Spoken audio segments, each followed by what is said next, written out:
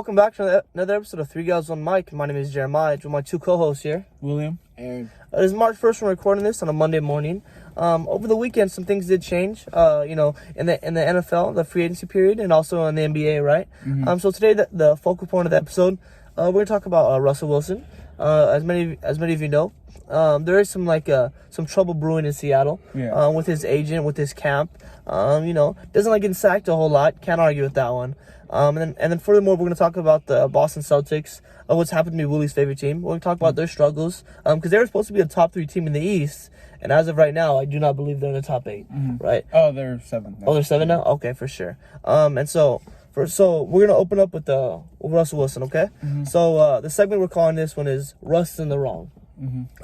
So Willie, I'm open for you here. Okay. Give me your feedback. What do you think? Is Russell Wilson in the wrong for not wanting to get sacked over 320 times in the past 9 years? When I first saw the news, honestly, I was like, no, he's not in the wrong. Seeing that the reports said he went to the front office, he went to Pete Carroll, trying to adjust the offense, give his feedback, and they dismissed him. That's really something you don't do, especially to a quarterback who hasn't had a losing season. To a quarterback who he's obviously known for just being great. He's in the top 5 consistently for the past 3 years. I think Russ is in the wrong when it comes to the teams that he named, as Little Man said before, that he's wrong for naming those teams. Because there's really no point. If you don't want to get traded, why are you going to name off a list of teams that you want to go to? But that's not really why I think he's in the wrong. I think he's in the wrong because the teams that he named don't look like a better roster to me than the Seahawks. The Seahawks have been a consistently good team for the past 9 years. If you go to the Saints, they have a cap space issue. Obviously, he's going to provide something that Drew Brees didn't, which is his deep ball. But they have a huge cap space issue. With the Bears, their O-line isn't any better than the Seahawks. The Raiders, I do think the Raiders would be a good fit for him. But again, do I really see that team as a better roster than the Seahawks? I really don't. The Cowboys, they got off of injuries, and also he has to deal with Jerry Jones. A lot of people don't like dealing with Jerry Jones, and also Mike McCarthy. So I really don't understand. I think he should wait it out, and he shouldn't have named those teams. But I still think he has a right to complain about his offense. But just when it comes down to it, you shouldn't name off teams, even though you say you don't want to be traded. Of course. Are you done with it? Yeah. So I look at it like this, right? So for those of you who have younger siblings, right? If you want to get them to do something, you'll say stuff that isn't necessarily true, just to scare them into doing it, right? Yeah. So I don't actually believe Russ wants to leave the Seahawks, right? But they're not taking him serious. As you mentioned, he's been dismissed multiple times before, which is unacceptable for a superstar talent of his specimen, right? Keep in mind, he's won them a Super Bowl, right? I mean, in his second year, he brought them to a Super Bowl. They would have won 2 if not for the whole Malcolm Butler pick at the goal line. So going back to what I was saying, I think he's naming these teams just to actually scare the Seahawks, scare the front office, scare Pete Carroll into actually taking action and to actually giving him what he needs. You know what I mean? I don't believe that there's another quarterback out there that would put up with what Russell Wilson has put up with for the past 9 years. It just won't happen. You know what I'm trying to say here? It just, what he's been going through, I feel, and yes, Willie, to hit on your point, I don't think the Bears roster is better than the Seahawks roster. Even from the receiving standpoint, you know what I mean? I understand they have a better defense. But for me, though, Russell Wilson is not in the wrong. He has every right to complain and want better for himself. I mean, you have to think about it. For the longevity of his career, I mean, he's not an old guy. You know what I mean? He could play another 8-9 years, right? However, you can't play another 8-9 years and get sacked 300 more times. It's just not going to work out. You're going to get injured. In this league, the league's too fast. It's too physical, right? One ACL tear, you're done. One meniscus tear, your Achilles, right? He's looking out for that stuff for his future. And for me, Russell Wilson's not in the wrong, and I really do hope it gets figured out, because I would just hate to see Russell Wilson in a different color, in a different jersey. It just wouldn't look right for me. Lamar, what do you think here? I had seen this TikTok. I think one of you guys are sending it to me, but it said I wouldn't cheat on my wife, but here's the people I would cheat with. Yeah. Oh, okay. That's basically how I took the situation. But then again, you look at, people don't realize Pete Carroll's a good coach. Don't get me wrong. But when you look at his record without Russ, it's below 500 by at least 25 games or something like that.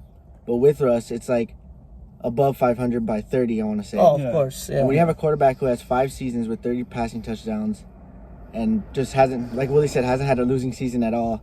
You have to listen to him. You have to take the time, make the moves possible, and just listen to him because he's a Super Bowl winning quarterback. Yeah. In his second year, he won the Super Bowl. Yeah. Yeah. And he had a great defense, but you look at what he's done with a bad defense for the past 3 or 4 years. Yeah. He's just been taking them to the next level. So yeah, I think you guys hit on pretty good points. I just want to say, I wouldn't want to see him go to another team, to be honest. I think he belongs in Seattle. That system is still good for him. But I just think they have to make better decisions in the front office. You're done there? Yeah. Yeah, something that I saw was that around the Super Bowl, I think DK Metcalf was on a podcast. And I tried to look it up again for this episode. I was like, all right, let me look it up. And it was nowhere to be found. I couldn't find it on YouTube, couldn't find it on Twitter, couldn't find it anywhere.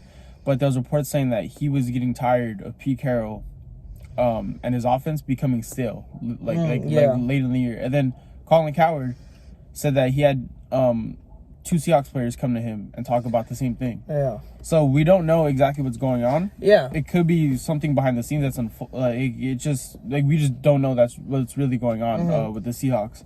And again, with the list of teams that Russell Wilson named, one thing that a team that I wanted to see, just just playing with them, is the Miami Dolphins. I think out of all those teams, that's the team that a quarterback should want to go to, that they don't really have that set in stone franchise quarterback there. Yeah. They have that defense. They obviously they have a good top 5 draft pick. So I mean, honestly, I don't know why Russell Wilson didn't name them.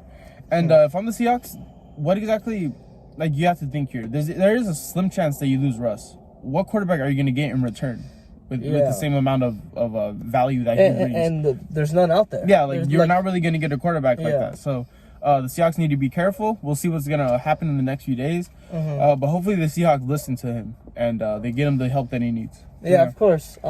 Transition to the NBA here. Yeah. Luman, as you know very well, before the season was started rolling, we did release, in an episode we gave our top 8 teams, right? Pretty high up there. What was this Boston Celtics team, right? As of lately, haven't been the team they've lived up to. Yeah. With injuries, COVID-19, you lose a superstar player for a week, right? It's gonna hurt, right? However, pieces are still there. They aren't playing like the pieces they should be. They aren't flowing. The offense is stagnant. Willie, since this is your team, I'm sure you have your biases here. I want to go ahead and open up the floor to you once more and hear what you have to say.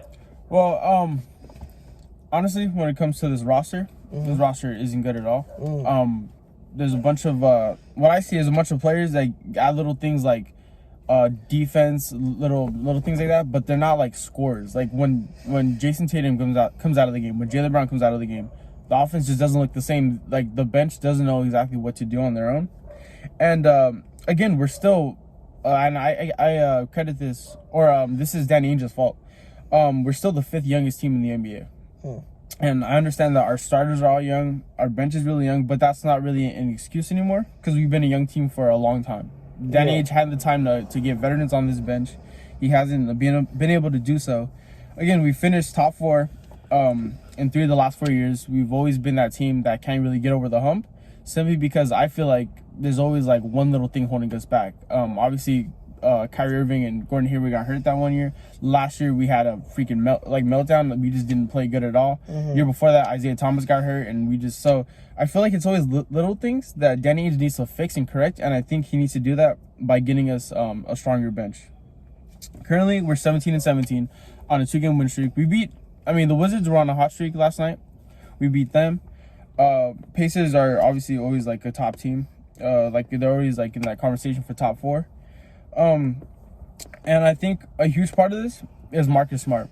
I think Marcus Smart's injury, obviously what he brings, he doesn't bring a lot to the stat sheet. I think he's averaging 13-7 this year. But that's his heart, the way he talks, obviously his presence. Yeah, his presence there, his defense, all that. But I think that's just an excuse to say, once Marcus Smart gets back, we're gonna be fine. I think once Marcus Smart gets back, we're gonna win some games, but we're still not at the level that everyone expects us to be, and that's being in the conversation for Eastern Conference finals and stuff like that. We're not gonna be that right now. I see 5 players on this roster that are immovable. You can't trade them at all. In my opinion, it's Jaylen Brown, Jason Tatum, Peyton Pritchard, Marcus Smart, and Robert Williams. The reason why I say Peyton Pritchard is because when he comes off the bench, he adds a spark. His shooting, his defense, which I think our guards don't really give. Robert Williams, who I think should be starting right now. A lot of people wanted us to trade for Miles Turner off of the Pacers, right? On Friday, they both played. Robert Williams had 14 points, 11 rebounds, 5 assists, 3 blocks. Turner had 17 points, 10 rebounds, and 3 blocks. So Robert Williams pretty much he matched up really well with them, and he gave the same points. And he's like, I think, a year younger, and hasn't played as many games as Miles Turner. So I think Brad Stevens needs to make that correction and give Robert Williams off the bench and start him, because when you see it, we just throw lobs up to him, right?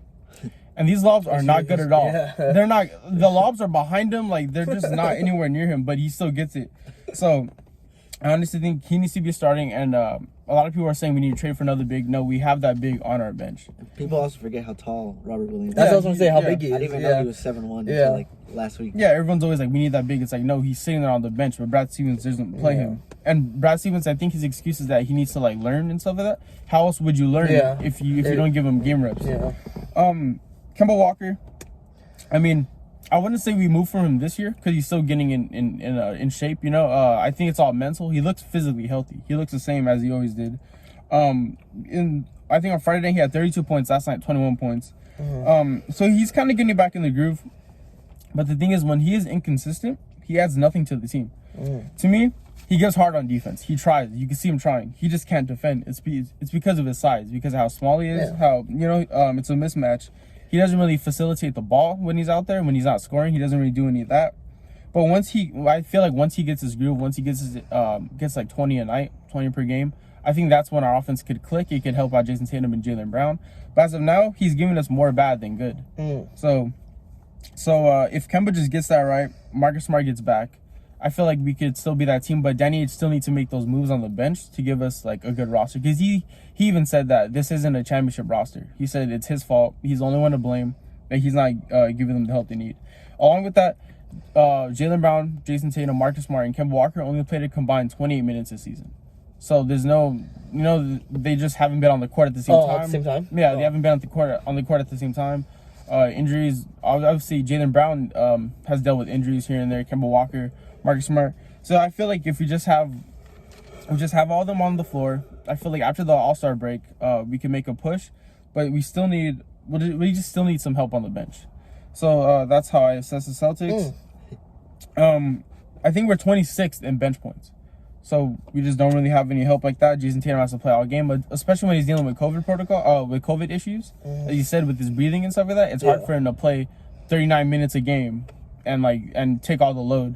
But then you don't have a bench to help him out there. So yeah. Okay. First point. Marcus Smart. You were spot on with that one. You mean his presence? You mean oftentimes when you think of an enforcer for a team, you think of a big guy like a Kendrick Perkins type of build, right? You mean? Yeah.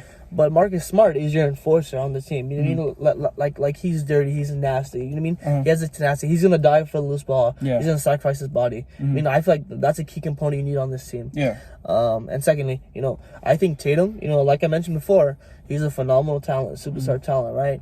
However, when you have it if you look at the Rockets, right? The Rockets from last year, right? James Harden, phenomenal talent. They had no bench, right? It didn't translate well, right? Yeah. Same thing with you guys. You mean, like you said, 26 in bench scoring, right? Yeah. I feel like you guys are still gonna make the playoffs, right? Yeah. But you don't want to be a first round exit, right? And you have to correct those things. You know what I mean? And however, I think you have the superstar talent to correct it. You know what I mean? He's a leader on that team. You know what I mean? He's taking the Eastern Conference Finals, and he'll do it again in the future. Yeah. And also on this last thing, and with Tatum, having the breathing problems because of COVID, you can't blame him. Look, man, LeBron James, that guy is, he's pretty old, right? He's playing about, what was that? 36. Oh, yeah, 36, right? 36 years old. I play 39 minutes a game? 40 minutes? Oh, that's crazy. Yeah. Okay. But a 24-year-old man can't do that well? A 24-year-old man. 22 years old. 22? Oh, my God, 22. He's 18. Oh, he's 18. Unacceptable, bully. Well, when is it going to stop, bully? When are the excuses going to stop? Yeah, okay, hang on. That's all I was going to say. Honestly, I understand that the beating problem is a thing, but you're still out there on the court. You still have that to play. And honestly, like if it's that much of a problem, Brad Stevens don't play. No, I'm not saying don't play, but I think Brad Stevens should cut his minutes. But that's where the bench comes in.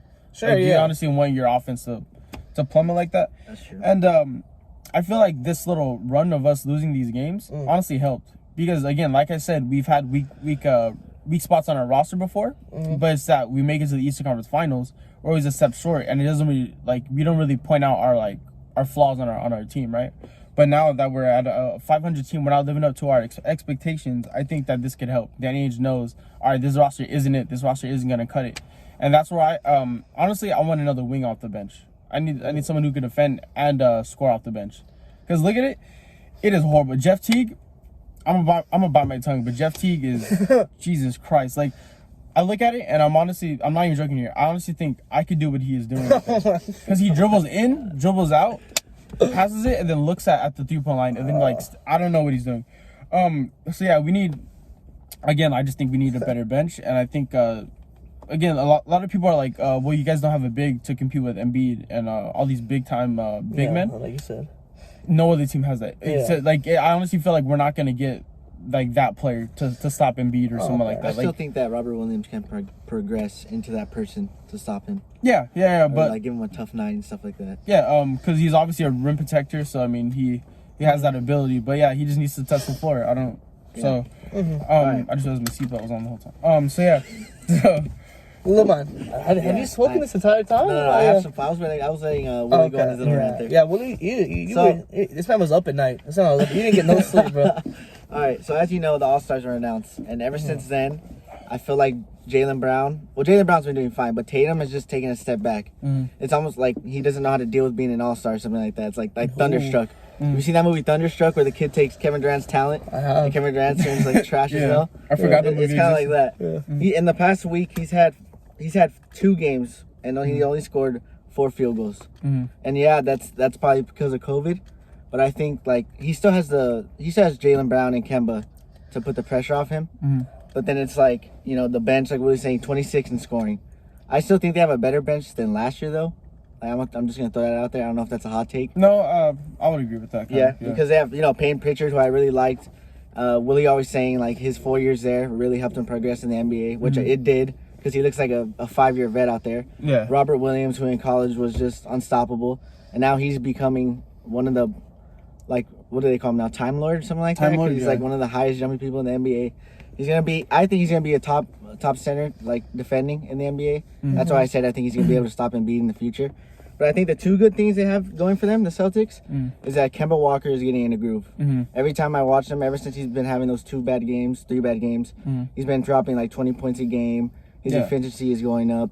And then the second thing is that they're in the Eastern Conference. So it's not that bad. You can make the playoffs with a losing record at number 6 in the East. So it's not that bad. Yeah, that's true. But the big problem they have, it's almost like the Cowboys, the front office. Danny Ainge, some of the stuff he does. Yeah. I saw a report saying that after last year, after he just signed a 4-year contract, they were trying to trade Kemba. Yeah. You got to throw in the injuries he had.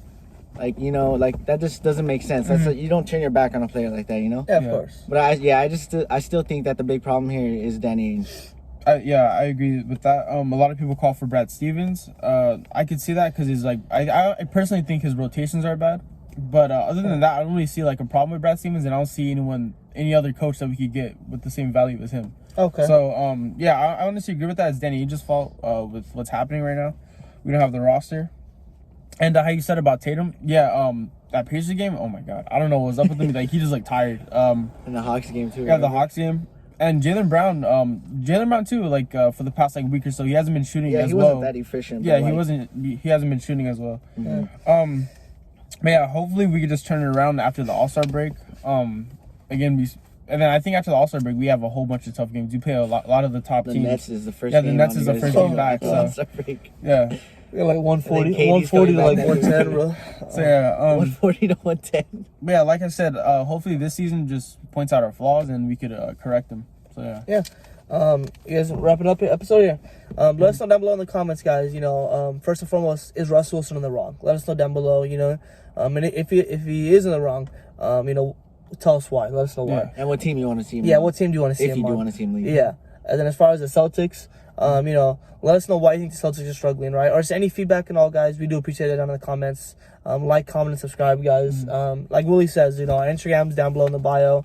We do post on Instagrams, guys. Any shout outs do deeply help us out a lot. Yeah. And if you want to go at us in the DMs with Jeremiah. Yeah. You go out. Yeah. We all have access to the account, so you can DM us and be like, "This is for William" or "This is for Aaron." You know what I mean? And let us know, and we'll personally respond to you. Anything else, guys? No, that's all. Thank you.